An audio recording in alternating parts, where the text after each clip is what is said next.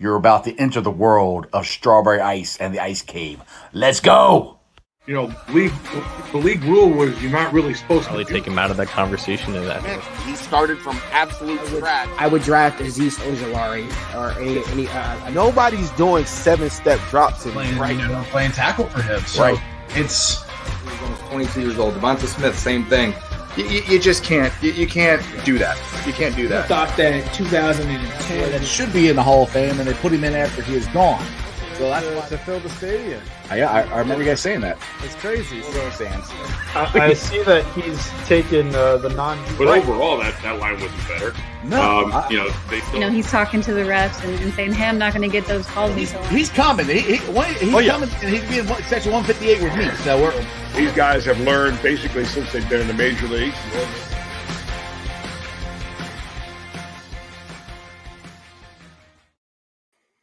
Hey guys, what's going on? Welcome to the show. This is Sports with Strawberry Ice. I'm your host, the Iceman, Jeff Trinipol. And as always, I bring you sports from a West Side point of view right here in the great city of Cincinnati, Ohio, home of the Cincinnati Bearcats, who is ranked 10th in the preseason poll for the college football season. That is awesome. Sorry, it's a little late. I had to go pick up my wife from the airport. She just got back from Florida. So getting back across the bridge and across the ferry was a little tough.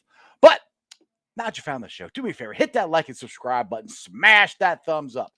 I am up to 1,301 subscribers. That is awesome. I appreciate every single one of you.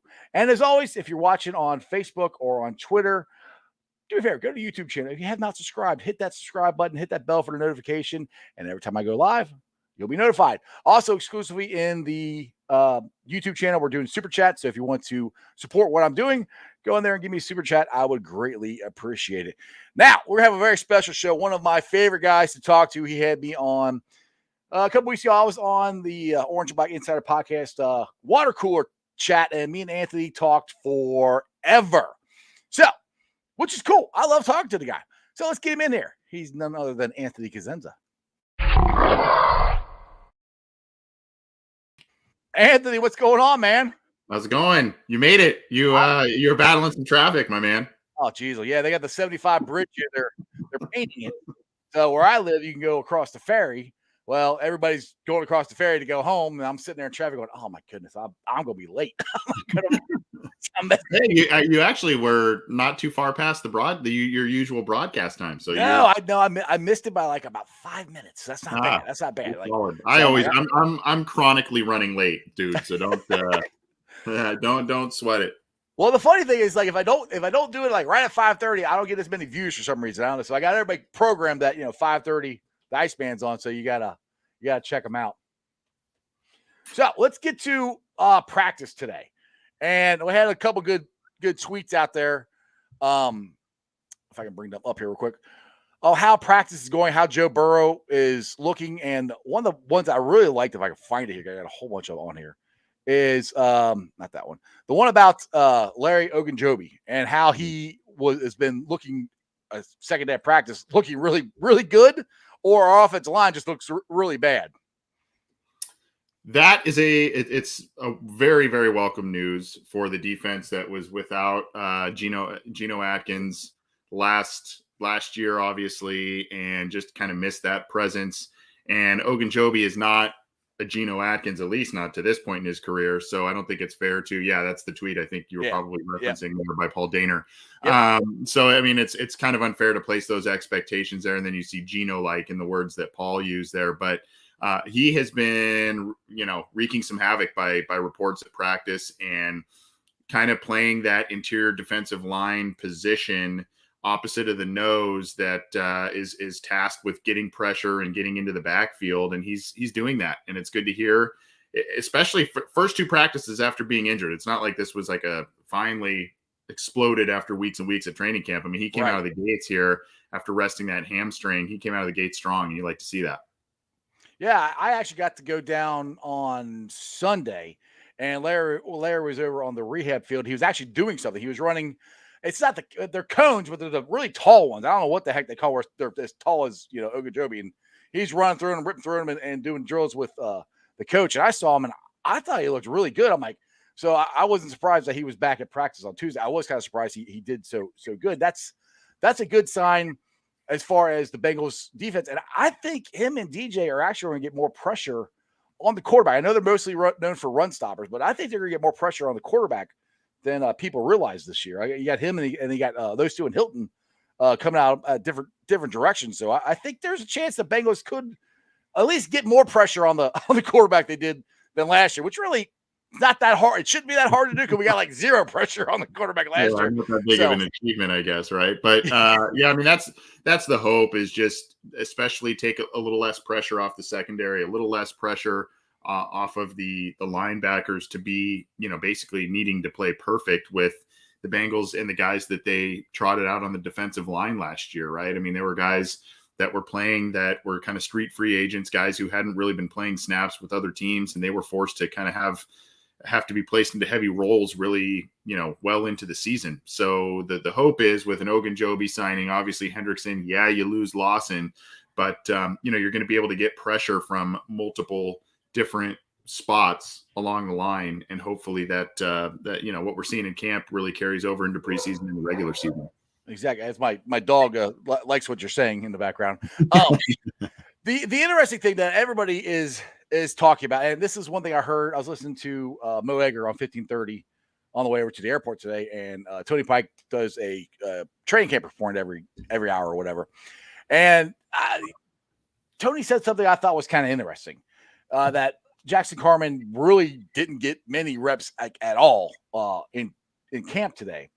And from Tony Pike's view, we're a month out. From his view, there's slim to none chance that Jackson is going to start for the Bengals. Now, I'm still on the boat that it's a month out still. Things can happen. Rookies always have to earn their way on. So I don't know. What have you been hearing about Jackson Carman and his progression? Are Bengals fans freaking out about this a little bit too much? I mean, I still think it's early, but what's your thoughts on that? So there's so many like tiers and layers to take this in so many directions in which to take this. I think the rational side of everybody should say, look, this kid's 21, I think. I mean, he's still really young. He's playing a position that he has not played really in a very long time, if at all, in terms of getting work at right guard. He was a left tackle at Clemson. He's working at right guard while being in his early 20s and acclimating to the pro game. So, I mean, there growing pains are going to be had there. That's just kind of part and parcel of it. It is a little jarring to see a guy kind of get starter reps and then be placed as the third stringer, when we heard after the draft pick was made, kind of a controversial pick a little bit in the fact that there were so many tackles, so many other linemen that went before him. The Bengals opted to move back and grab this guy. They really liked him, but they were able to move back, get an extra pick. And so, I think there's a jarring emotion a little bit when you see him land third on the depth chart at right guard, and the guy who was drafted after him, a tackle, Deontay Smith, is now the second string left guard. So he's supposedly performing better than Jackson Carman is. So, there's a lot here, and there's a lot to kind of peel through. I think it's still early, so I don't think panic button needs to be pressed yet, but look, this is a second round pick. These are guys that you need to have immediate contributions for, unless you have a very high end entrenched starter. And this is more of a grooming thing. Well, that's not really the situation here, because the Bengals have stopgap options at the guard spots in Quentin Spain and Xavier Suafilo. And so, the hope and the idea was that this kid should come right in, be able to compete for a starting spot right away. And maybe this is something that Frank Pollock, Zach Taylor, Brian Callahan are using as kind of fuel for the kid to kind of work hard and earn his spot and do well in the preseason. But it's a little jarring to see him land third on the depth chart. But, there's been some ups and downs. Still 3 preseason games to play. I think that's where it's going to matter the most. Yeah, I think we'll see. Well, depending on how many snaps he gets this weekend versus the Buccaneers, we're going to find out some stuff definitely about our offensive line, because the Buccaneers are going to play their starters for I don't know how long, but at least the first quarter, it sounds like. But Duke Tobin was on the Bengals Booth podcast, and he had some interesting comments about Jackson Carman. And he said he's big and powerful and athletic. He said he's still learning a new position, playing inside, which that I've never played offensive line. I would, from what I've been told, is from when you go from the outside to the inside, you're going from like playing in an open field to playing in a phone booth. So you only got, you got people on both sides of you inside compared to outside, obviously. So it's the steps are different. The hand movement is different, everything like that. So it is an adjustment to something he's never played before. And then he also wanted to say, learning to play, and this is what Duke Tobin said. This is where I thought it was the most interesting statement he said. Learning to play the O-line in the NFL is one of the hardest positions for a rookie to learn. So is that him making excuses for Jackson? Or, I think playing offense, I think playing any position in the NFL is hard, especially if you're a rookie and you're going to a position you haven't played probably since high school, if ever. So what's your thoughts on what Duke said there? Well, I kind of wish if this was the plan all along with Jackson Carman in terms of placing him at guard, working him at guard, and he's going to be the right guard of the future, maybe right tackle of the future to supplant Riley Reif when he is done there. But they had to know a project was probably coming in that regard if that was the long-term plan with Jackson Carman. So in that case, I kind of would have liked to see the team maybe have a little bit more of a high-end free agent or some sort of plan in place at right guard so that they can work on this grooming of Jackson Carman and help him on this learning curve that he's on. Obviously, again, I just said it. He's really young. He's playing a new position. He's playing a different side. He's playing on the left side at Clemson. He's playing on the right side here. So there's a lot of factors kind of working against him in terms of his learning curve. And I think we should have some patience with it. But the issue is we've been dealing with issues along with the Cincinnati Bengals as fans here. We've been dealing with issues on the offensive line really dating back to 2017, 2018. Right. And there's just not a lot of things settled. You think it looks like Jonah Williams is settling in nicely on the left side. You like what Riley Reif's going to bring you. Trey Hopkins looks like he's back and working from his knee injury. But Quentin Spain seems to have a good hold on the left guard spot. But, again, there's just kind of some moving parts here, particularly at the right guard spot. And so I think we need to be patient with Jackson Carman, but that's difficult to do given the amount of time and in different investments to varying degrees that this team has made on the offensive line, and some have worked out and some haven't. Yeah, exactly. And one thing I do like is, okay, let's just compare to our starting offensive line last year. How many question marks do we have going into last year? I think we had a lot more question marks going into last year than we do this year. This year, they're saying Jonah Williams and Riley Reif are playing great at tackles. Spain has solidified himself as I think left guard. And then Hopkins, we know he's going to be a center now. He's still coming back from injury, so he's working his way back. But in Zach Taylor's words, he's trying to get him and DJ and Joe ready for week one. So I think as far as that aspect goes, I think we're set in pretty much every area except the right guard position. If I'm I probably got my left and right confused, but that guard position, and we have three guys there that are viable. And Michael Jordan right now is slated to be the starter coming Saturday night, which I think threw a lot of Bengal fans through a loop because it wasn't Seraphilia, it's him, and Jackson's at third. And then other Bengal fans come out like, well, he worked out with Willie Anderson this year. Okay, I'll take this from James Rapine. You can work out with Willie Anderson, doesn't mean you're going to be Willie Anderson. And as far as I know, he only did it for like a weekend or something. I don't know if he ever went back or not, but I know Michael Jordan did a lot of losing weight and trying to get better and at his job. And we're going to find out. And the Bengals, that's the thing. The Bengals have to find out if there is anything there. That's kind of where I'm looking at this. Why there's more of a find out about Michael Jordan. What do they have? What has he, all the work he put in the offseason, has it helped? Has it worked? Because you can do all the work you want against your own teammates. It's totally different in a preseason game. So that's where I kind of think there might have be really just trying to check out Michael Jordan in this and see where he's at in all this. It's interesting when you started kind of your talk right there. As you were going through I kind of ramble on a lot. No. I didn't mean it like that. I just, when you were starting and I was listening to what you're saying, I started to think about this before you actually verbalized that this might be more of a Michael Johnson thing and a look at Michael Johnson. As you were talking about that, I started to think about it kind of through that lens of, maybe this is a Michael Jordan rather, sink or swim time, right?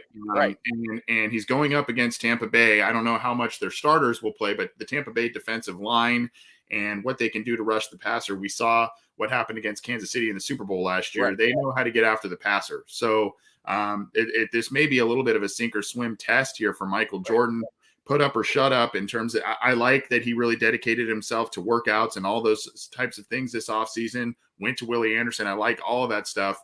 But we saw some stuff, not equating quite yet that they're the same player, especially because of draft status. But we saw a lot of the same things with Cedric Ogbuehi a couple of years ago, where he was going and doing off-season workouts, doing MMA stuff and really recommitting himself in the weight room and all that stuff. Still never amounted to anything. Right. With it. So I don't want to say that that's going to be the case with Michael Jordan, but I think now that stuff has to be caught. It needs to be catching up with the on-field play.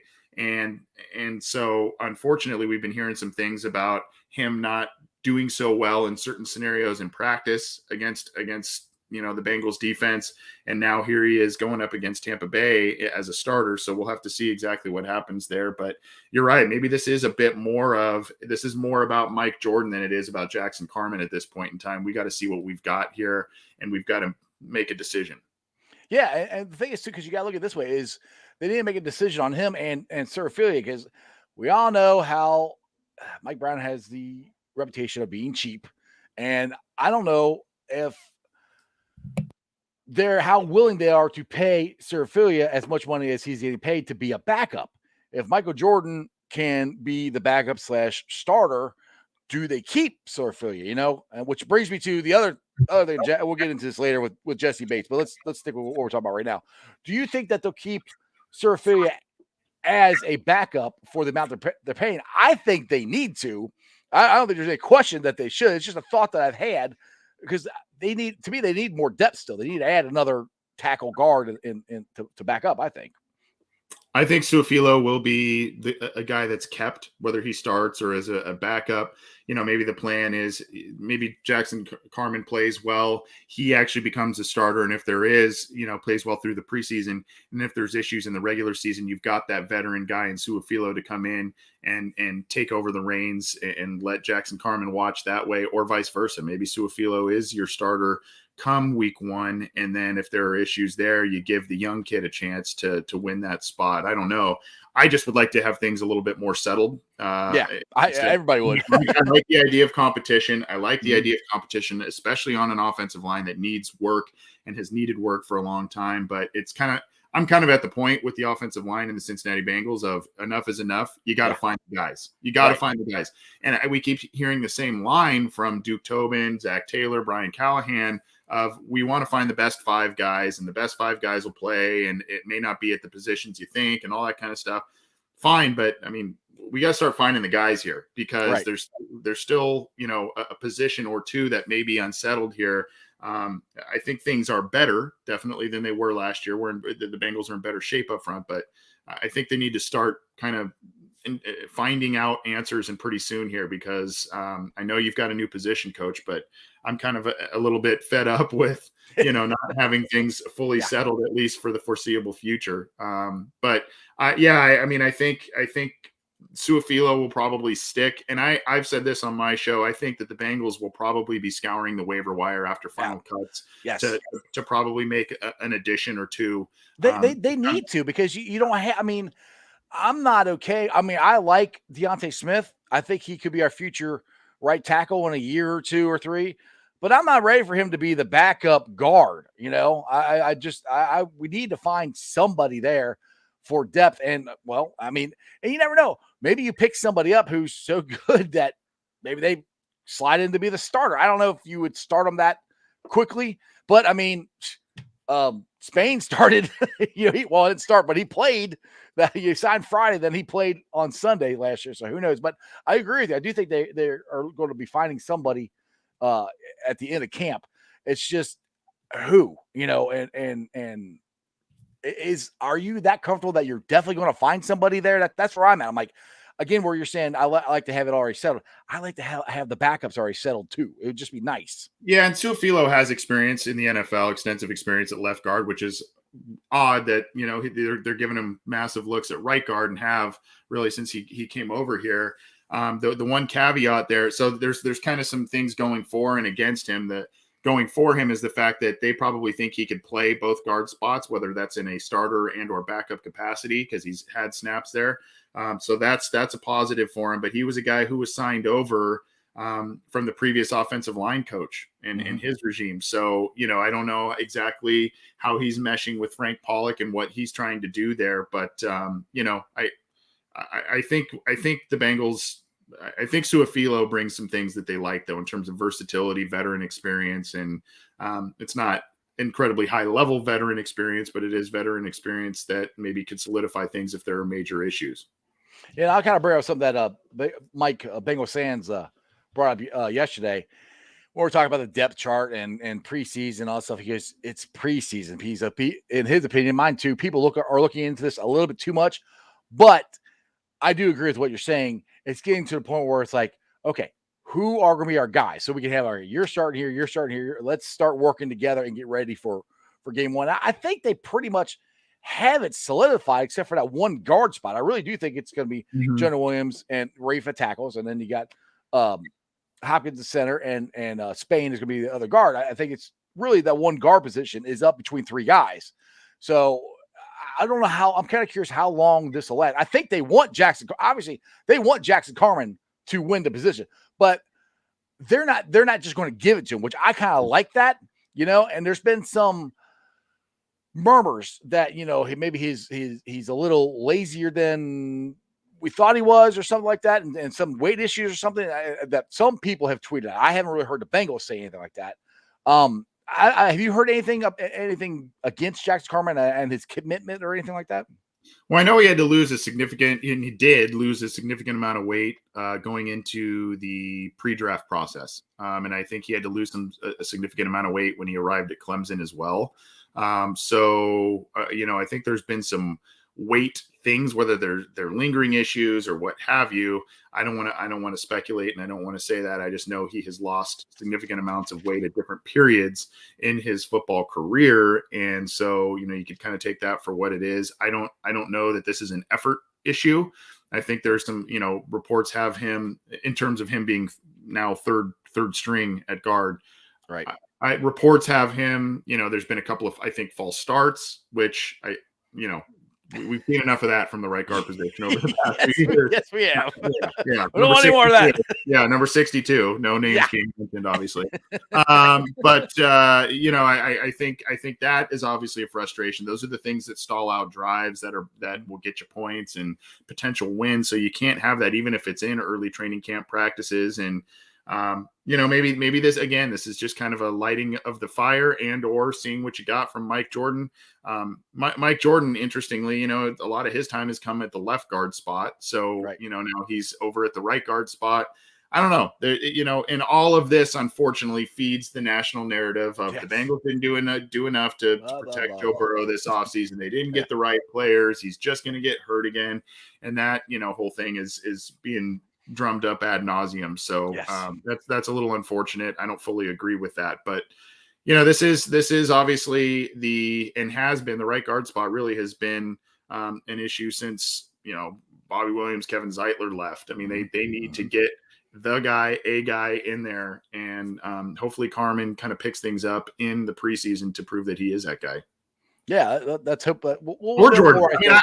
I'd root for Jordan too. If he's the best guy to play, I mean, dude, fine. Yeah, I honestly don't care who it is. Whoever the best guy, I'm with you on that.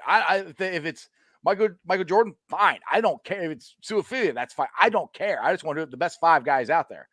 So I'm with you on that, and I think we'll find out more after Saturday night because, like I said, they're going to get a pretty good test for a preseason game against Super Bowl champs. A really good defense. I want to stop giving the Buccaneers so much credit because I got a show on Friday where I got to defend the Bengals against my wife who's going to come on here and talk about how great the Buccaneers are. So anyway, but did have some good news though coming out of camp as far as the offense goes. It seems like Jamar Chase and Higgins and Burrow are starting to connect more. Like the Higgins and Chase are starting to get more separation. I know that was a big issue. And Jamar Chase had a really interesting comment, which Paul Dana Jr. put up there. Let's see. Here it is. He's talking about his quickness, and he said, I would not say the only difficult thing was my quickness, not as in quickness like with athletic ability, but mind quickness, reaction time quickness. That's what it's all about. Me sitting out a whole year definitely showed when I got back out there. I thought everything was going to be fine for me. And then that was one thing of the game phase that I'm having trouble with. And that's the other thing, too, everybody has to remember with Chase. He sat out a year, and it's like, I don't care how many football drills or whatever you did.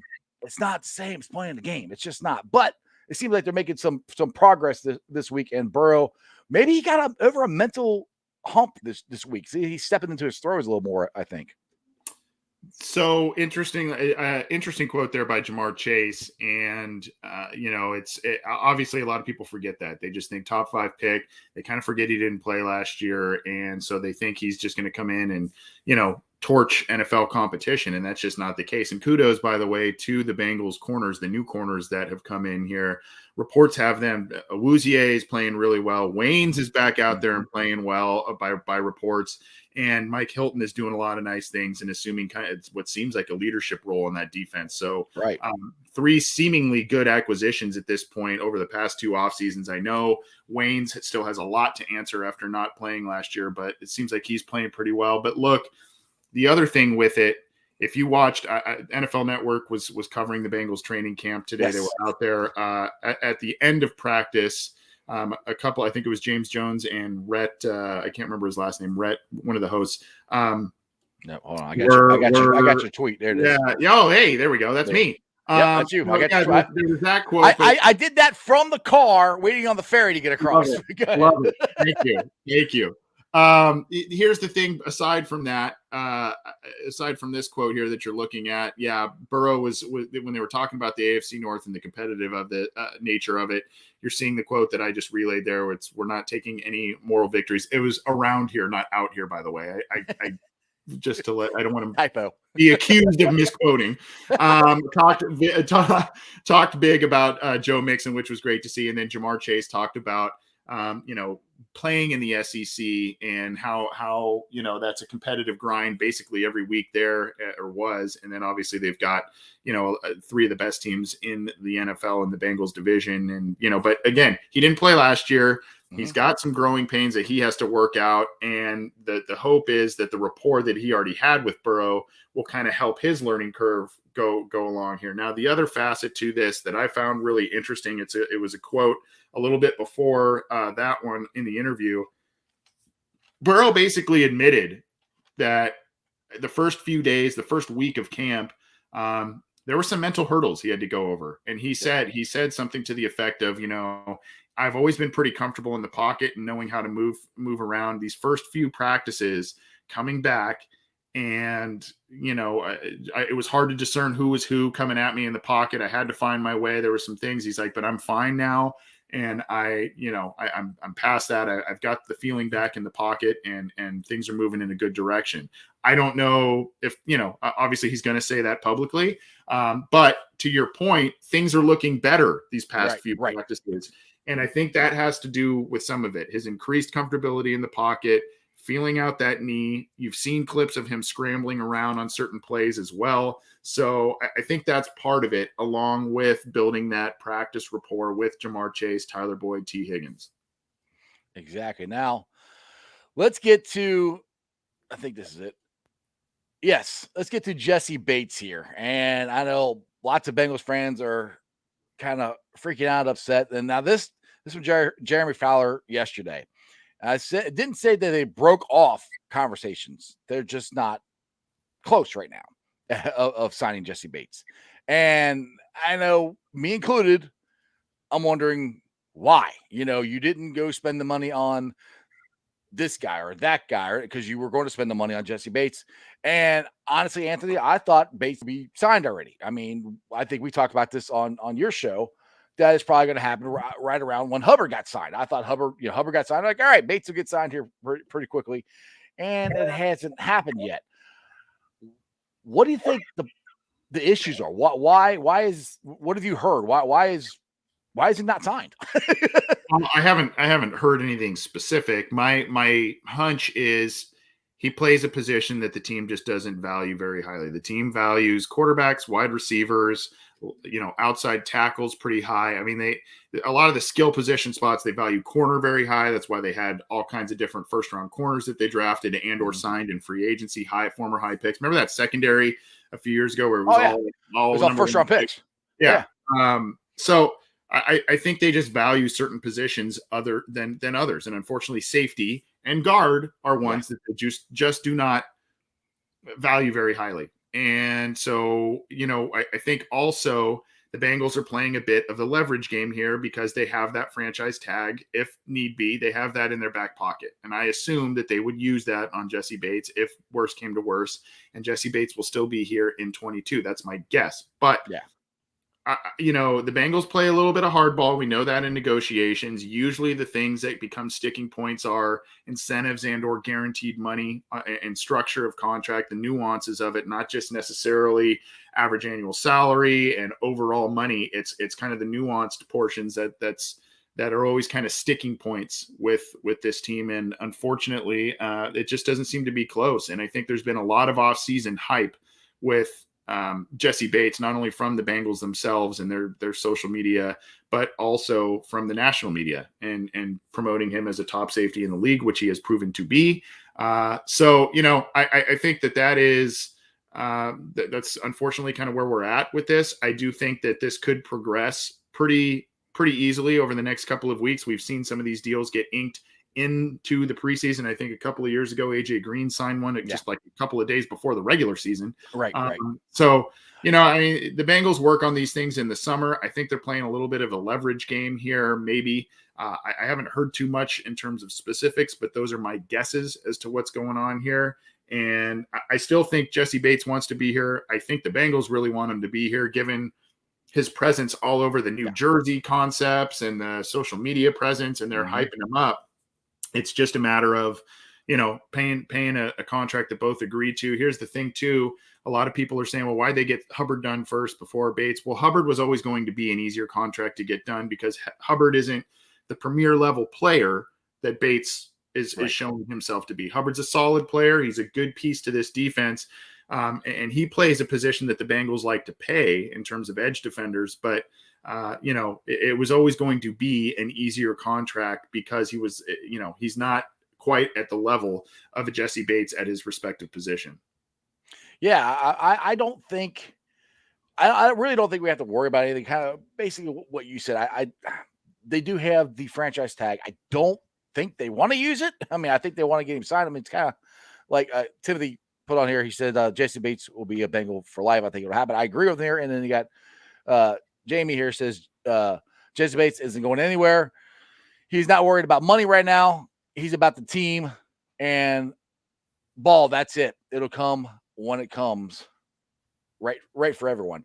And he's kind of said that, in his press conference last week, that he's leaving it more up to his agent. He's not really, because that's one thing you have to look at too. The negotiations. It's not like Jesse Bates and Mike Brown are sitting there from a table going talking back and forth about money. So Jesse Bates has he gets offers. This is what they're offering. Well, I don't think you should take it. I think you should take it. Blah blah blah. That's what Jesse Bates gets from his agent. That's why he pays his agent to do it. So I do think it's going to happen. It's just I'm surprised it's taking so long. I mean, to be honest, because if you're going to franchise tag him, then you're already going to pay him as one of the top, top 5 or top 3? Is that how that works with the franchise tag? I think franchise tag is the average of the top. You're quizzing me here. I think it's top 5 or top 10. They average out the top 5 or top 10. I think it's top 5 with that one, and then transition tag is top 10. So if you're going to tag him, you're going to pay him a top 5 money. If you're already that's already in your back pocket, you're already knowing he is worth the top 5 money. So it's just a matter of, all right, this is where you start. Are you gonna pay him to be the highest paid safety in the league? Which, the Bengals could go and set the market and say, hey, he's the best one. We'll pay him the best, and then everybody else has to catch up. Because Seattle, they're not they're having issues with Jamal Lewis out there. Wait, that's it. Jamal Adams. Thank you, Jamal Adams out there. They're not under contract or they're under contract negotiation right now, but they're kind of far apart too. So it's football. It's contract negotiation. It happens. I think they'll get it done. Yeah, and here, Justin Simmons is another really good safety in the NFL. And earlier this spring, he signed a 4-year, $61 million contract with $35 million guaranteed. There's pretty much no doubt that Jesse Bates' camp is looking at that contract as either a baseline or where they need to be. So I don't know if the Bengals really want to do. If you remember, they signed George Aloka to a pretty hefty contract a while ago. But as you looked at the numbers, the guaranteed monies and all of that was pretty low. So, I think, I think we agree, George Aloka was a good football player for this team, but I think Jesse Bates is a superior one based on what we've seen. And so, if you're going to want to keep this guy and a premier player that wants to be here, you're going to have to pay him. You're going to have to, maybe get a little out of your comfort zone, because I'm going to tell you what, if they don't pay it now, next spring, if they do not franchise him next spring or the spring after, there's going to be a bigger price to pay. Well, I said the same thing when they signed Hubbard, because everybody's like, wow, you paid him $10 million a year. Is he worth that much? I'm like, if he's a free agent, he'll get 14 or 15, in the open market. So yeah. And because, Hubbard is not an elite pass rusher. We all hope he turns into that, but I think he kind of is what he is right now, but he's a very, very good run defender. And those guys make money. You have to pay them to do this. So I do think Jesse Bates is going to get done. It's just a matter of time, before it happens. So I had John, your buddy John, on the show this week. So this is a Cincy Jungle Week, and you guys had your last week. You had your show, and you're trying to raise money for the Ken Anderson Alliance, Ken Riley Foundation, and the Anthony Munoz Foundation. Just go ahead. I'll give you the platform here. You can talk about where are you guys at on this. I know John gave us an update on Monday. It's Wednesday. Where are you guys at on your fundraising, and how's it going right now? It's going well. We're still a little bit short of our lofty goal, but we are at $1,245. So we raised a little bit more, I think, thanks to some exposure on your show. And then I kind of reminded folks on the water cooler chat yesterday. So appreciate you letting us plug that. But yeah, basically we've got prizes to give folks. It's not necessarily signed jerseys and all that kind of stuff. I wish we had that kind of stuff, but we've got some other fun Bengals memorabilia, some stuff from the Ken Anderson Alliance. And, we want to try and give at least a little bit of stuff to as many donors as possible, just to kind of say thank you. But we've got prizes to give folks, but really, the Ken Anderson Alliance helps adults with developmental disabilities and places them and preps them for, careers and work environments and all that kind of stuff. So really cool cause. And Ken Anderson just opened a coffee shop in the greater Cincinnati area. I think it's called Just Brew. So in some of the folks that they help out are employed at that place. So that's really cool. Anthony Munoz and the Munoz Foundation are giving out scholarships to a number of young students that are in need of those in the greater Cincinnati area. And then Ken Riley's foundation is helping out, with educational opportunities in the Central Florida area as well. So, none of this money goes to our show or in the pockets of John and I or anything like that. This is all money. Every cent is going to all three of these charities. We set a lofty goal of 2021, but we really wanted to not only congratulate those guys, but kind of, give them a little bit of a service, because last year for so many charities and all of that was hard to do fundraising opportunities because you couldn't do things in person. So we were hoping to kind of say thank you and congratulations to them being in the Ring of Honor. And, of course, Ken Riley Sr. is not with us, but Ken Riley II's an awesome dude. And, he's carrying the mantle for his dad there. So it was a fun couple of weeks having all those guys on and talking some football, talking about their charities and all kinds of different stuff. There is a GoFundMe. I can give you the link here if you want to share it, Jeff. And I know you donated, so thank you for that. But no problem. We're at 12:45. We're only going to keep it open for, I think, probably the remainder of this week, and then we'll close it up just to kind of get everybody in and have an opportunity there, and then divvy it out to each charity. Awesome. You sent it to me. I got to figure out how to put it into the chat now. It's on the private one. Anyway, so yeah, that was a lot of fun. I liked watching your show when you had Thank you. One of my favorite guys on there is Ken Riley II. He's a great dude to have on your show. Just to listen to him talk about his dad and different stories and just how he grew up and what a guy, a kind of guy his dad was off the field. It's always fun talking to him. I really enjoyed talking to him. It's the first time you got to talk to. What's your thoughts on Kenny? Great guy, and just was has a $1 million smile and just a guy that just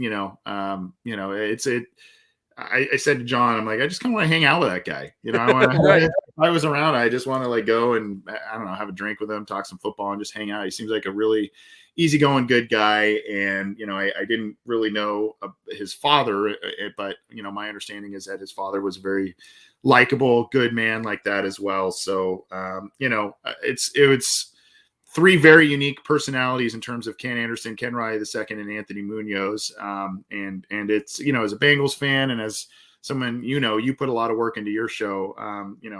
When you get to talk to people like that, and as a Bengals fan, it's really rewarding. And we just, for their time to come on our show and everything that they do in the community, we just want to say thank you and give some money to their foundations. Absolutely. Well, I figured it out. I have the link you sent me. It's in the chat. So if you guys want to make a donation to these and the proceeds go to the Ken Anderson, Ken Riley, and Anthony Munoz, all their foundations, go for it. Make a donation. They could use the help.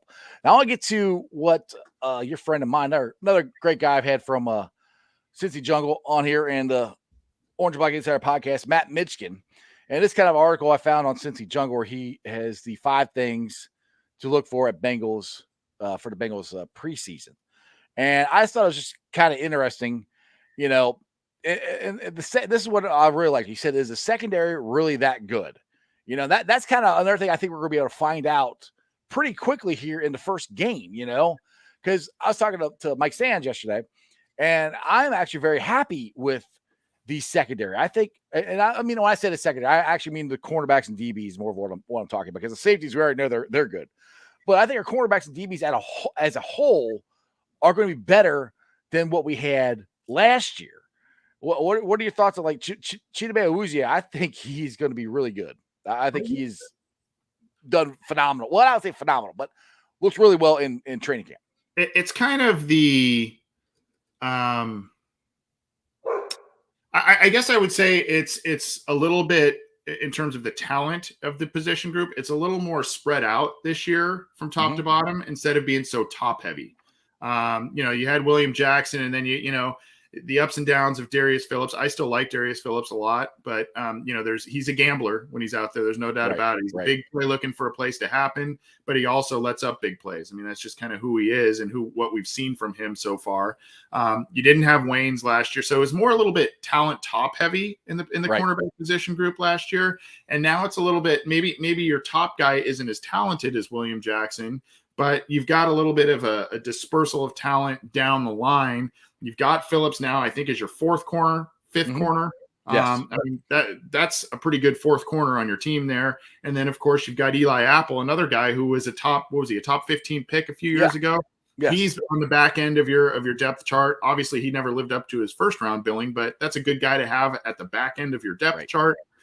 So I think I like what I see there. I know everybody was a little upset about William Jackson going elsewhere. I think we saw the writing on the wall there, and he has kind of vocalized that he wasn't always very pleased in Cincinnati anyway. He kind of burned a bridge here. I think Bengal fans now are like, good riddance. Right. Yeah. So, I think, you've got kind of, which is almost a little bit of a mantra of the team. You've got some players here who are hungry to come back and prove themselves. Trey Waynes, Chidobe Awuzie was a guy who was injured last year, but played well prior to last year. And so he's looking to kind of bounce back and prove that he is a solid corner. Mike Hilton has been a good corner as well. Darius Phillips looking to find his niche. So you've got a lot of guys looking to prove things too, which I like, but I think it's a solid group. Yeah, like I said, I'm very excited. I'm very happy that the Buccaneers are going to play their starters. I do think I said this a couple times on the broadcast, but I think we're going to find some stuff out. I mean, I really do. And good or bad, hopefully it's all good, but we'll see what happens. But that's a talented receiving group. I mean, you've Yes. got Godwin Yes. and Evans. I mean, they brought the whole crew back. So, Yeah. And you got some guy named Tom Brady throwing the ball too. So he's him. Yeah, him. He's all right. That guy. Oh yeah. Oh my goodness. What was I going to say? I had a thought in my head. I was going to say it. I can't remember it now. Well, let's just let's go. Oh, I know what it is now. To Tom Brady. The talk amongst Bengal fans and Twitter and the national media is Joe Burrow absolutely should not play in the preseason. And I have to give credit to somebody who commented on my show. And actually, I met him on the bridge, or the Bengals bridge, at practice. He's like, I'm the one who made this comment. I was like, oh, yeah, I remember this. But he had a really good point, I think, that if the offensive line can't block them in preseason for Joe Burrow, how are they going to block him in the regular season? So, that's everybody's worried about Joe Burrow getting hurt. I don't personally think Joe's going to play, but then I was preface it this way. I could see him talking his way into it, at least for one series. What's your thoughts on Burrow playing in the preseason? I'm torn on this. That's what I keep saying. I'm the same way. Yeah. I don't know. Part of me really wants to see him get some reps, very limited reps, but reps, because there was no preseason last year, watered down training camp last year, thrown to the Wolves week 1 there, short season, hasn't played significant football since November. And then now, you've got one less preseason game this year than you would throughout, as we've normally been accustomed to. And so I don't know. I would like to see him knock a little bit of the rust. I guess the old school mentality of, let him take a hit and, get confident in that leg a little bit. But all of that at the same time scares the hell out of me. So right. It's like, if he goes down, this season is just not, and the chances seem to be pretty slim that something devastating would happen if he does play, but we've seen stuff happen to guys in preseason and it's really hurt the team. I mean, you can go back, God, what was it last year? The Ronnie Anderson injury, 2 years ago, maybe, running back that had a lot of talent, was showing well, and then it gets hurt. And then, he's not playing football to my knowledge right now. So, that means weird things happen in the preseason, but I'm really torn on this. I think I'll be okay with whichever route is ultimately decided. And I see the logic in both sides, but, kind of to your point, though, I mean, there is some validity. I know a lot of people don't like to think about it, but there is some validity of him getting out there, maybe feeling a little pressure, getting some throws, and getting back into a little bit of game pace. Right. And I think also, I mean, there may be a little bit of a gentleman's rule in the preseason, especially if you're going up against other starters. If there's a clean shot at Burrow or someone where, don't blast him. Yeah. I don't know, especially starters against, starters that are going to make the team. And I don't know that that's going to happen. And I don't know if you play Joe Burrow that he'd be playing into the third quarter or anything like that anyway. Right, so, right. So I don't know. I see the logic in both. I would be okay with either decision. I just want him to be healthy and ready though for week 1. Yeah. I mean, the difference between, because everybody says, well, he didn't play in preseason last year and he came out and had a really good season. So he got hurt. I said, yeah. But the difference is, he played a whole full college season, so it wasn't like he went from he's been rehabbing. He hasn't played football since November. It's kind of the same way I feel like Chase. Chase didn't play football in a game for a whole year. Joe hasn't been that long. It's been, 8, 9 months, all right, probably more like 9 months. But still, that makes you rusty. So that's where I'm kind of like, it would be nice to get him out there for a series or two. But that's where I'm with you. I'm torn. I'm like, I don't think they're going to. I'll be shocked if they do. But then again, I say that, and then I'm like, well, I can see him talking them into it. But we'll see. And the one thing that I think also plays into the corner of let him sit. Really, the only person that's kind of new that he would need. It's not like there's 3 new receivers and a new running back and a bunch of new offensive linemen. There's basically Riley Reif. That's a new guy out there.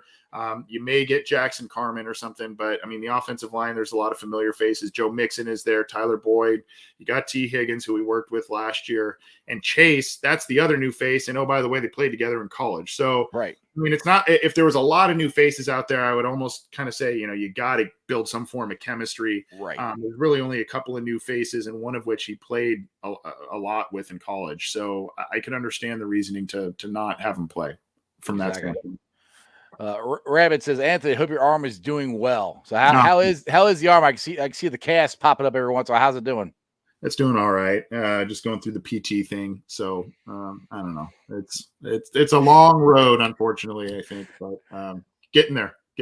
That's good. I'm glad you're getting there, and sooner or later you'll be out there pumping iron again. But just make sure you do a little safer this time. Yeah, I guess. I told you before, Anthony, we're getting old, man. We're getting old. We can't do the same stuff we did before. I know. It sucks. The royal we there, Jeff. The royal we. We are getting old. Yes. No, but yeah, you're right. I need to. Well, I think I'm older. I think I'm older than you are, so I already know I'm old. So not by much, I don't think. Yeah, you know how you see you're over the hill. Well, I'm over the hill, and I'm going up another one, and about to go down that one. That's how far gone I am. So, my days of working out and playing sports are pretty much gone. I can just sit there and talk about it now. So, I want to add another thing I'll bring up here that Matt Michigan had on the article here is he said, where are the linebackers? How are they going to do in the preseason and training camp? I'm actually pretty happy with what I've heard from the linebacker core with Logan Wilson. He's going to have the radio in his headset now. So, he's going to be calling the plays and everything. And it seems like he's stepping up. The one I'm really happy to hear about is Pratt. I think he's intercepted Burrow a couple times, which you can say that's not a big deal because a lot of guys are intercepting him in preseason or in training camp. But I've heard those two have really stepped up along with Davis Gaither.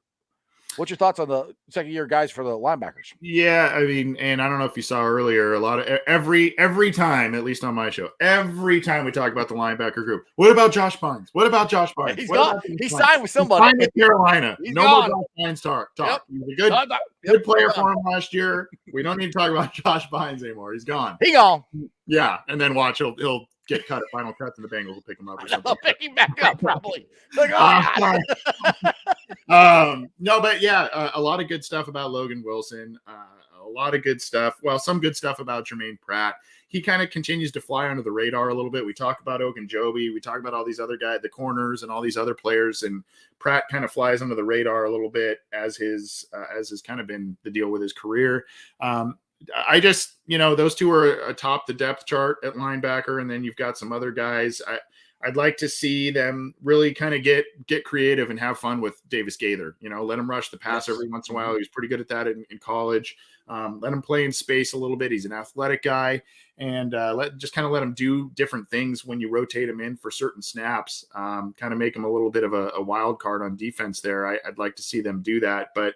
I think we all have pretty high hopes for especially the second-year linebackers. Marcus Bailey was carted off a few days ago at practice, but I think it was just cramps, so he's back and he's okay.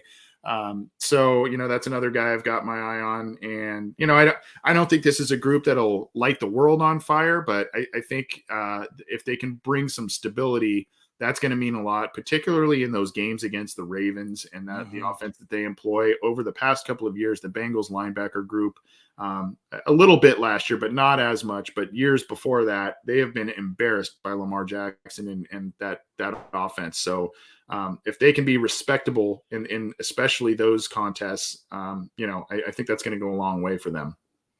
Yeah, I think I was really impressed with what Logan Wilson did last year for being a rookie, and Davis Gaither. I think both of them had flashes of being I won't say brilliant plays, but flashes of really good plays and being in the right spot. And it just seems like Logan Wilson has taken that step. And the reason I'm impressed with Pratt, and I'm kind of surprised nobody's really talking about it, I've liked what I've seen from him in training camp. Now, like I said, I go down to the bridge. I'm not on the field. I was on the field Sunday, but I'm not on the field all the time. I'm on the bridge watching. And for what I've seen, I think he looks more confident and just a better understanding of where he's supposed to be, and more just like, this is my spot. This is my team. Me and Wilson are going to be the two linebackers. But The other thing, you brought up Davis Gaither and the blitz packages that they could put him in. That's one thing I'm really curious about with him and Hilton. What is Lou going to do with those guys? Because I think he's got toys to do stuff with now that he hasn't had the last couple of years. Yeah, and the hope is that they're going to be able to generate pressure from a lot of different spots on defense. Now with Ogunjobi showing off in practice, you hope that continues and he ends up being a solid addition for them. You've got Mike Daniels backing those guys up, and he's another guy that, though he's at the end of his career, he had a couple of nice games last year for the team. Reeder, I think he's not a pass rusher by any means, but I think he gives you more pass rush than you think for his size from the nose tackle. And then, of course, you've got some stuff. Josh Tupou, another big guy backing up the nose. He's a guy that can get back there. And then, of course, you got Hendrickson and Hubbard. And you're hoping you can get pressure from a lot of those guys one-on-one. But if you need to generate pressure, you've got some other guys like a Davis Gaither, like a Hilton, that you can come off the edge or the slot type of thing and, bring them in and kind of mix your looks a little bit. So, the hope is if this team stays healthy, that they're able to generate pressure from a lot of different points on defense and do some different things. So, and I think, while the Bengals obviously signed Hilton because he's an able slot corner and he's a physical guy and he came from Pittsburgh and all those things, I do think they really like the fact that he can blitz the quarterback and do it well. So, yes. I think they're going to utilize that. I think that's going to be a very, like I said, it's a toy. It's a fun thing that Lou hasn't had that he can do, and Hilton does that probably better than anybody I think in the NFL from that position, blitzing the quarterback. So I think that's going to be really interesting to see. It's a little after 6:30. I got one more question for you, and I'll let you go because I know you get ready for your show tonight. We got to talk about the biggest competition in camp. I'm talking about the kickers. I knew you were going there. But Evan McPherson, I have it up here. I can't find it because I can't see. I put too many tweets up here, but he hit like a 54, a 46. I think he was wide from, I think they said 53 yards. He was wide left or something like that. Paul Dana Jr. Put it out there. It's on my Twitter. You guys can find it. But, dude, he's looking really good. I mean, I'll just be honest. I where the bridge is, he's right there. I get to watch him kick a lot. It doesn't even look like he's even swinging that hard, Yeah. And it's somebody brought up a good point that actually it might have been you. I don't remember if it was you or not, but Bengals fans, we kind of want Sherbert to do good because if he does good, maybe some other teams might want him and you might be able to trade him to get something.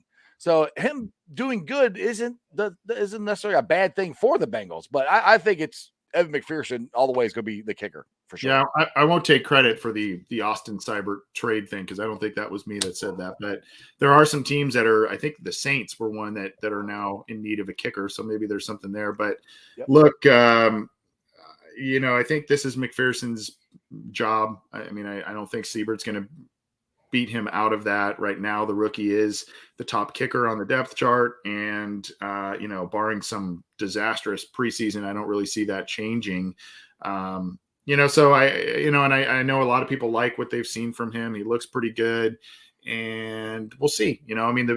Jake Elliott had a really good preseason. The Bengals have probably been kicking themselves a little bit for that's another reason why I don't think they're going to go Seibert. I don't think they're going to do the same thing twice. I don't think so. The other interesting thing, it's good to see McPherson play well, and I hope he continues to do well in the preseason. But the other interesting thing quickly on special teams, Jeff, was the fact that Darius Phillips is the top punt returner listed on the depth chart as of recently, not Trent Taylor. So a lot of people thought Trent Taylor was going to be the top punt return guy, and myself included, and he is the second string guy. So they may be looking at Darius Phillips to use that big playability on special teams more so than defense this year. I'll be honest, I'm happy with that because I really like Darius Phillips, his game breaking ability he has as a punt returner. And if you're not going to use him, if he's your fifth DB, you might as well use him where he could benefit the team the most. And punt return, I think he's a very solid punt returner. So I'm very happy with that. I'm hoping he wins it. That's the guy I want. Nothing against Trent Turner or anything like that, but I'm a Darius Phillips fan as far as punt return goes. I think he could be a game changer. I mean, if you can have a guy who can, if you have two guys who could break one open here from the kick return or the punt return, those are two weapons to have. That's a really good thing, I think. Yeah, I've always been a guy that, I know you don't want to get your star players hurt or your exciting players hurt, but I've always been a guy that football is, such a game of opportunity and whatnot that you got to get your guys that have the best, you got to get the ball in the hands of your biggest playmakers. And if you can't get them on defense, if you can't get them on offense, you got to find opportunities to get them the ball. It's what the Bengals did with Adam Jones. I always, watching Reggie Bush at USC, when he came to the league, I always thought, hey, I know you want him to be healthy as a running back, but put him back there and return punts, return kicks, because he was very good at that in college, and he did it on a limited basis, I think, in the NFL. But kind of get the ball in your playmakers' hands, right? And injuries are going to happen, and it's a risk, but it could end up winning you some games. We saw that a lot from Adam Jones and the big sparks that he provided on special teams. Even when he was a starting corner, he would come back there as a punt returner, a kick returner, and do some things. So, remember Desmond Howard? He never panned out to be a great wide receiver, but he was a great punt returner. Mm-hmm. He changed that Super Bowl. 96 for the Packers and the Patriots. Yeah, I think he was the MVP of that game, wasn't he? Yeah. I'm pretty sure he was. Yeah. So punt returner, like I said, it could change the game. So if you can get an athletic guy back there who and this is one thing I loved about Pac-Man. Pac-Man would always bring it out. He barely ever caught it. And we had Erickson, who, God love him, but he'd fair catch it on the freaking 5-yard line. I'm like, dude, let it bounce. Yeah. Why do you keep fair catching it then? That would drive me so nuts. Because when Erickson would actually run, he did a halfway decent job. Not close like Pac-Man. Pac-Man was an elite, punt returner. But that's where I hope Darius Phillips can get. We'll find out. But it's 6:30. You got a show to get ready for today. You guys are on at 8:30 tonight? Yeah, we're on in a couple hours. We have ESPN's Ben Baby joining us tonight. So he's going to be talking about some stuff at training camp, and we'll be talking to him for probably 20, 30 minutes or so, and then do some other segments on our show. It's about an hour like yours, and we'll go from there. So excited to have, another big guest for consecutive weeks here. It's pretty cool. Yeah, that's awesome, man. I follow Ben Baby on Twitter. Tell him about Strawberry Ice. Tell me you should come on my show. Okay. I will. Thanks, Anthony. Appreciate you, man. Hey, thank you, Jeff. Anytime you need me on, man, I'll make it happen. Appreciate all your support of our show and what you do, man. Absolutely, dude. I appreciate you guys. And like I said, I love watching you guys show and listen to you guys show, and Ace and Zim and all you guys from Cincy Jungle. Thanks, man. All right, bro. Take it easy, man. You too. See ya. All right, guys. I hope you like that. I had some people get in on here on some comments with some Reds talk. We can get into some Reds talk if you guys would like. How you guys feeling about the Reds with them dropping the last two? The Indians game, to me, that game seemed like they never were in it. I don't know what they were doing. It's just like their head was not in that game at all.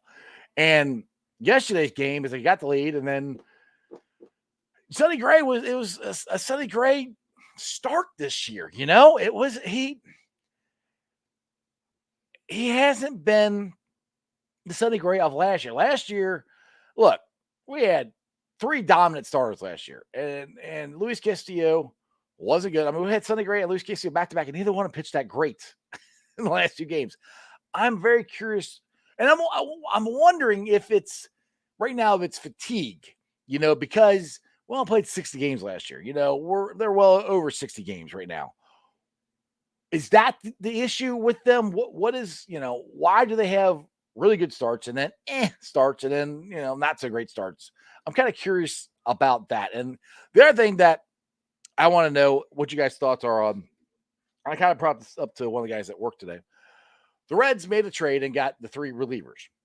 And there's been times where David Bell has still went with the guy in crucial situations. I think went with the guys that he's had. Now, I know he can't use the 3 guys every single day. He can't do that, or they're all going to be having arm problems like TJ Anton and Lucas Simmons have had.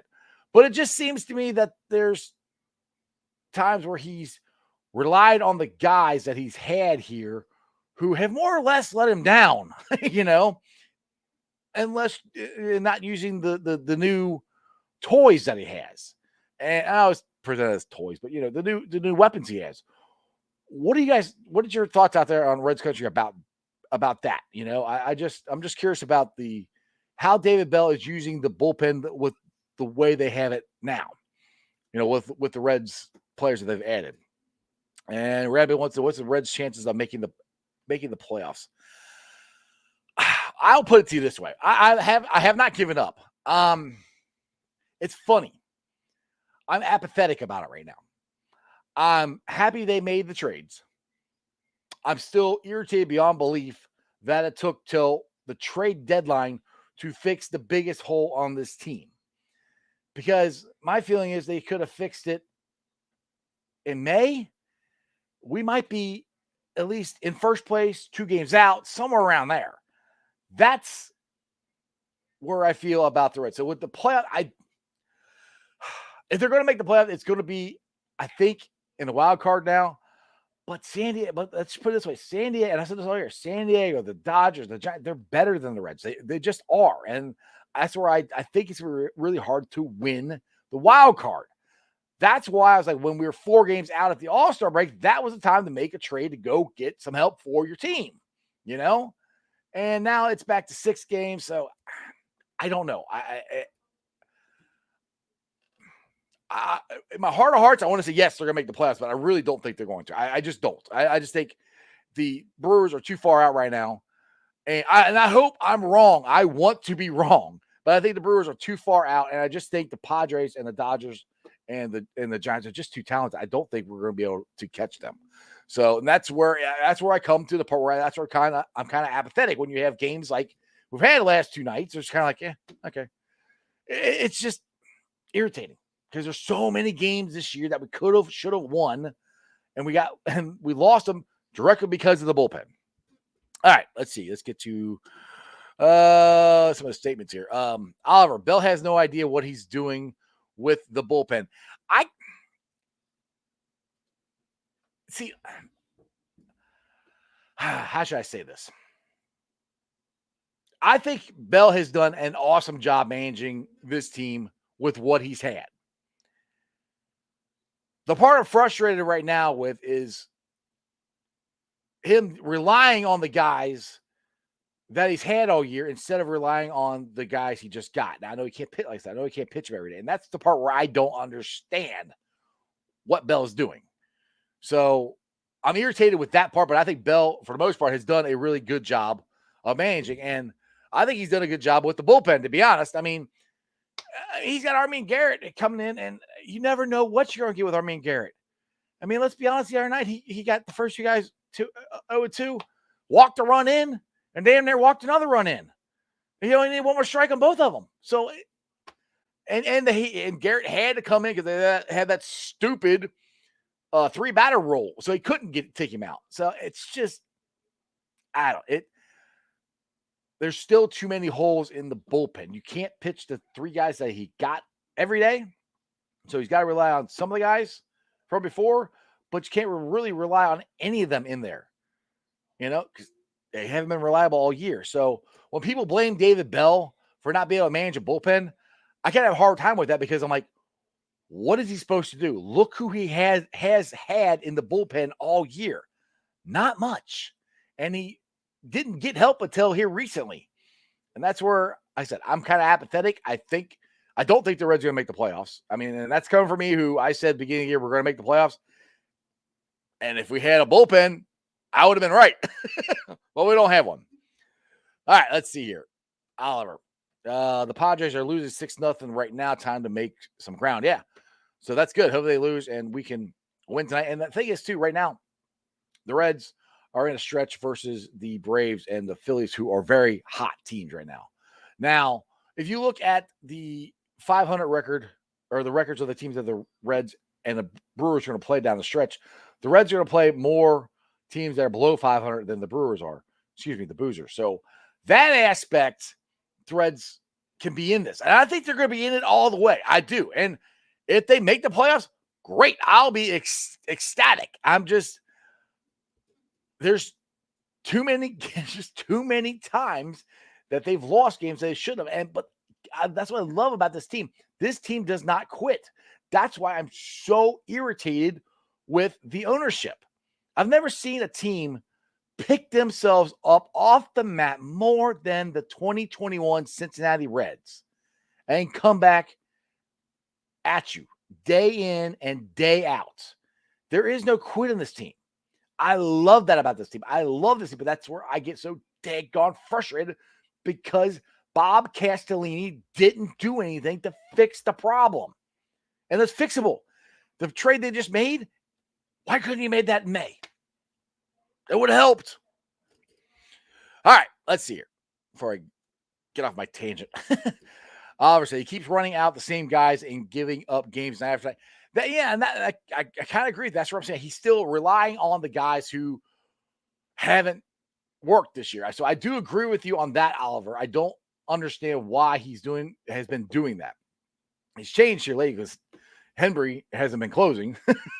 He had Osage, I think that's how you say his name. He's been closing when the Reds have won here lately. But as far as in general, the way David Bell has managed this year, I think he's done a good job. There's always something we're all gonna be frustrated with something with him. It's gonna happen. But this season is not on David Bell though, Oliver. This season is on Bob Castellini and will be forever. He has a team where he said he wants to bring championship baseball back. He fired Dusty Baker, said, I'm tired of losing. He has a team where they could win. I don't know if they could win the World Series, but they could at least make it if they had a bullpen, an adequate bullpen with his offense and the way this team mentally fights. And he decided to do nothing until the very, very end. When, like I said, it's great. It might be too late. So, anyway, that's some Reds talk. If you guys got anything else you want to talk about with the Reds, go ahead and fire it in the chat. If not, I'm going to get the heck out of here because I'm trying to get the Reds game. I think it's starting here at 7 o'clock, isn't it? Yeah, 7:20. They're playing the Braves tonight. You got the Incredible Hulk, Wade Miley versus Toussaint. I think that's how you say his name. Miley is 9-4 with a 2.75 ERA. Toussaint is 2-1 with a 4.43 ERA. So by the numbers there, it looks like it should be a plus in the right direction for the Reds. But they got to get on the horse and they got to get back on a winning streak. You know, you got your 6 games out of first place. You got to make stuff up. You got to make games up. So there's a chance. There's always a chance. We'll see what happens. But like I said, I'm excited. I love this team. I absolutely love the Reds. I love this team. I love their makeup. I'm just so beyond. I'm so irritated with Bob Case. I've never been this mad at an owner in my life. I'm just so irritated because there's everything else was in place for this team. And, sometimes you have a bullpen, like, maybe 1 or 2 guys. It was the entire bullpen, the whole thing, That's almost like, so yes, everybody has heard my rants about that before, so we don't need to go back on it. And that's kind of why I haven't been talking to Reds a lot because I'm like I said, I'm apathetic. If they win, awesome. I want them to win. I'll be ecstatic. I feel bad for Joey Votto. Joey Votto is having a great year. It's one of the best years Votto's had in like the last 4. And Nick Castellanos, Jesse Winker, Jonathan Indy. We got so much good stuff in this team, and the future's bright. I mean, we got Hunter Green, Nick Lodolo, Jose Barreto. All these guys are most likely going to be on the team next year. There's a lot of things looking up in this organization. How good would it be to have a owner who wants to help instead of worry about making money, which he is making money. Quit crying poor. You're not poor, Bob Cassidy. You're not. Okay. Anyway, I've done this rant before. Let's get to the Facebook groups that let me live stream on their pages, and I appreciate every single one of them. Who Dey Nation, Bengals Nation, Bengals Who Dey Nation, Cincinnati Bengals the Jungle, Cincinnati Reds riding third, heading for home, Bearcat Country, who they are ranked 10th in the country. would love to talk Bearcats on here. I'm trying to get Chad Brendel on. I'm trying to get Jonathan Williams on here. Chad Brendel, his message me that he's going to come on. He's just really busy right now. Probably going to be closer to the season before I can get him on, but I would love to talk to him because the Bearcats, for the first time in their history ever, are ranked 10th in the country. Ever. I mean, Sanford Steve, if you guys watch ESPN, has Ritter as his dark horse for the Heisman Trophy winner award. Desmond Ritter, University of Cincinnati Bearcats. Preseason. That's not preseason, though, but we never get talked about preseason, ever. You know? So, it's an exciting time for the Bearcats. I can't wait till football season starts. I won't say fear, but I'm just saying it's hard to go undefeated in any conference in college football. To do it 2 years in a row, along with playing Indiana and Notre Dame, if they still keep us out, I'm going to be so irritated because I'm like, what else can we do? What else can the Bearcats do? If they go to Indiana, to Notre Dame, and win and they're undefeated, I still think they might keep us out. You know, that's just the way college football is. I would not be surprised if they keep them out. You know, it's frustrating because I know they're going to eventually expand. And then we got this whole thing with college football with Texas and Oklahoma going to the SEC and then becoming the mega power conference and all this stuff. And then I'm just hoping that UC doesn't get left out. And it's not basketball. Basketball, I love to play in the ACC and play Duke and all these guys, but basketball doesn't really matter. They can win their conference. They can get into the NCAA tournament. Football is when it matters. And it's kind of like the Reds season this year. And this is where you don't choose when the winning happens sometimes. Sometimes it just happens. And you got to college football can't make moves. But you got to make the moves to help your team. And that's what Bob Cassidy didn't do. This year, the Bearcats could have their best season ever. And if they get left out, there's nothing they can do about it. That's going to be, you know how crushing that's going to be? If they go and they're undefeated. They beat Notre Dame. They beat Indiana. We're going to let 4 teams in. Bearcats, you play in the AAC. We're going to let somebody else in. Oh, I'm going to be so irritated. Anyway. This is my rant from Bearcat Country. So make sure you guys check out Bearcat Country. Thank you them for letting me live stream. And you got the Ohio State Bucknuts. So you got the Ice Bar. And then you follow me on all my social media platforms, all under Sports with Strawberry Ice. I'm on Facebook, Twitter, Instagram, TikTok. The Twitter handle is at Jeff A. Trenopole. TikTok is at Iceman90. Just look up Sports with Strawberry Ice. You can find me wherever I'm at. I'm on one of those. And YouTube. Actually, I'll be pulling the sound off later on tonight and putting it on the podcast. I'm on BeanPod, Apple Podcasts, iTunes, pretty much wherever you get your podcast, so you can't sit there and watch me for an hour. Had a great conversation with Anthony Cosenza, so if you guys missed any of it, go watch the YouTube channel again or listen to it on the podcast. Make sure you download, rate, like, and review. The podcast has been blowing up. It is awesome. I'm getting a ton of downloads, a ton of people listening to it, a ton of people watching the show. I appreciate it. YouTube, we're at 1,301 subscribers. That is phenomenal. So again, I appreciate you guys for watching my show and I put a lot of work into this. I appreciate trying to get you guys watching, I appreciate all the guests that comes on, and it's just a blast doing this. I'm ready for football season. I hope the Reds win. I'm an optimist, but sometimes you got to be a realist. And hopefully this time I'm being a realist for once. I'm wrong. And they make the playoffs. But we'll see. But there's still time. We'll find out. But other than that, as my boy Jeremy Dimebag D's Nuts would say, remember one thing and one thing only. And that is, you don't live in Cleveland. You live in Cincinnati. So act like it. Who day?